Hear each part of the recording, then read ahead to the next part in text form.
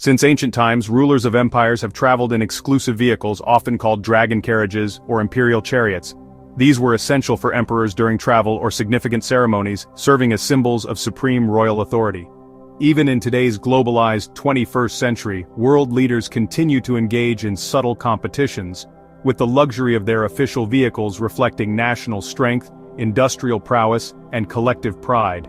As the leader of the world's second-largest economy, the vehicle of China's head of state must be nothing short of exceptional. The Hongqi L5, used by Chinese leaders, is celebrated as a triumph of independent development and a source of national pride, rivaling top-tier luxury brands like Rolls-Royce. Priced at 7 million yuan and limited to just 100 units worldwide, it is an exclusive machine. Beyond the bulletproof version reserved for leaders, even the standard model cannot simply be purchased with wealth alone. The fortunate 100 buyers must undergo rigorous identity and political vetting, and a strict clause in the purchase agreement prohibits resale. How does this vehicle, a beacon of national pride, compare to those of other world leaders? From China's official stance, it is unparalleled, the finest in the world. In practice, however, evaluating President Xi's car objectively within China is challenging. Nonetheless, the quality of the manufacturer's standard products offers insight into its true character. Here are some consumer critiques of Hongqi vehicles found online. The Hongqi brand, in my view, can be summed up in 4 words: deceptive and unreliable. It feels like a piece of industrial waste, epitomizing superficiality.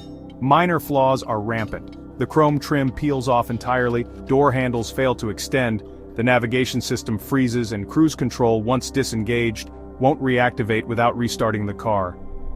Beyond these issues, features like the heated steering wheel, meant to be convenient, are poorly executed, with the end staying cool while the middle overheats. I'm unsure if this is how leaders' drivers operate these vehicles. If asked to list this car's flaws, I could speak from now until 9 o'clock tomorrow morning. The following information comes from Baidu Baike, China's domestic search engine. Hongqi's history begins in February 1950, when Mao Zedong visited the Soviet Union. Stalin's lack of courtesy and arrogance during their meeting wounded Mao's pride. Upon returning to China, Mao seldom used the Soviet-gifted ZIS car. When Khrushchev came to power, his unfriendly stance toward China, coupled with international blockades, left Mao's aging vehicle outdated, with no option to import replacements. Mao yearned for a day when he could ride in a Chinese-made car.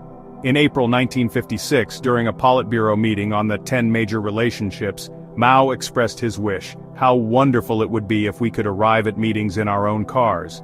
In response, leaders offered their vehicles to FAW in Changchun as prototypes for a national car. Zhou Enlai donated his French-gifted Renault, Zhu Dai provided his Skoda, and Chun Yi contributed his Mercedes.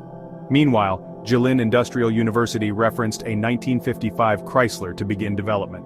By February 1958, Mao's patience was wearing thin. During a visit to FAU, he asked again, "When will we ride in our own car?"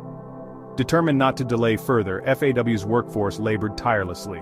In just 30 days at 5:30 a.m. on May 12th, they completed China's first car, entirely handcrafted. This moment, set against the backdrop of the 3-year Great Famine, saw starving citizens cheer, "We Chinese have stood tall," as their leader gained a luxury vehicle. The irony is striking. Mao's call for a Chinese car mobilized vast national resources and immense costs, yet ordinary citizens gained little beyond the spectacle. It feels reminiscent of today's mukbang culture, people starving while delighting in watching others feast. In 30 days, with the nation's full effort, China built its car. Today, this feat sounds almost fantastical. Was the Hongqi a genuine source of pride for the Chinese people, or merely a symbol of prestige for its leaders? For citizens starving at home, barely able to sustain themselves, watching their leader in a luxurious car and thinking, "Our nation has prestige," is profoundly perplexing.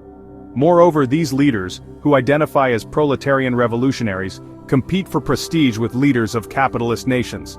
My knowledge is limited. I know the appearance of the White House, but I cannot fathom the lifestyle of China's leaders in Zhongnanhai. By now, you may tire of this narrative. After extolling a brand embodying 60 years of national pride, what is the true state of this people's car? The second-hand market reveals the truth. Hongqi cars struggle to sell, even at steep discounts. I'm not criticizing China's path of imitation in car manufacturing. In an era of starting from nothing, Japan's auto industry also began by copying. Yet, after amassing capital, Japan innovated and developed its own technology.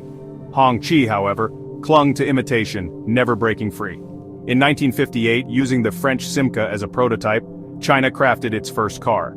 Later, the initial Hongqi drew from a Chrysler. In 1982, the CA750 was based on the Nissan 280C with minor interior and exterior tweaks. In 1986, the CA750F mirrored the Dodge 600. In 1996, the CA7220 copied the Audi 100. In 1998, the CA7460 imitated the Lincoln Town Car. In 2000, the Century Star was based on the Audi 200. Most infamous are the 2006 Hongqi HQ3 and 2013 Hongqi H7, both built on the Toyota Crown platform. Why so notorious? In 2006, anti-Japanese sentiment peaked in China, yet the nation's prideful brand used a Japanese car as its base, rebadging it at over twice the original's price. This deeply wounded patriotic car enthusiasts, though most citizens, swayed by propaganda, still saw it as a source of national pride. These models resemble orphans, lacking any shared lineage or lasting legacy. Renowned car makers worldwide maintain a family lineage, refining designs over decades. Take Volkswagen, familiar to Chinese consumers. Its third-generation EA888 engine evolved from the first-generation EA888, which stemmed from the 1980s EA113 platform, itself derived from the 1970s EA823 engine used in the Santana, China's 1980s version of the German Passat B2. These share a common heritage, enabling healthy growth. Hongqi, produced since the 1950s, should have developed its own lineage through continuous improvement, but it has not. China boasts many domestic brands surpassing Hongqi. Yet, this resource-rich company, prioritizing political tasks over innovation, takes shortcuts, reflecting the broader Chinese system. This environment explains the lack of innovation under the current regime. In today's globalized world, leaders persist in their rivalries, often using national brands to uphold dignity. Curiously, less developed nations emphasize this more. Let us call it the Carriage Coefficient, which measures a car's value against citizens' incomes. In industrialized nations, leaders opt for modest vehicles, while in centralized states, their cars are lavish and imposing. For example, in the US, with a median middle-class income of $50,000, a Mercedes is a stretch but feasible with a 5-year loan, yielding a coefficient of 5. In China, with 600 million people earning under 1,000 yuan monthly, even assuming a median salary of 5,000 yuan, a 6 million yuan Hongqi L5 would take 100 years to afford. 200 years with normal costs. Most astonishingly, after citizens sacrifice the equivalent of 200 years savings for their leader's 6 million yuan Hongqi, they are the ones most elated.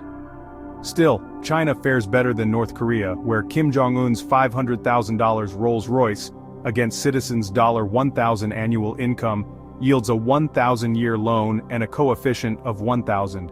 China has a long way to go to match that. Thanks for watching and joining us on this journey to unveil China's many layers. If you found this video insightful, please give it a thumbs up, share it with others, and hit that subscribe button to stay updated. See you in the next video.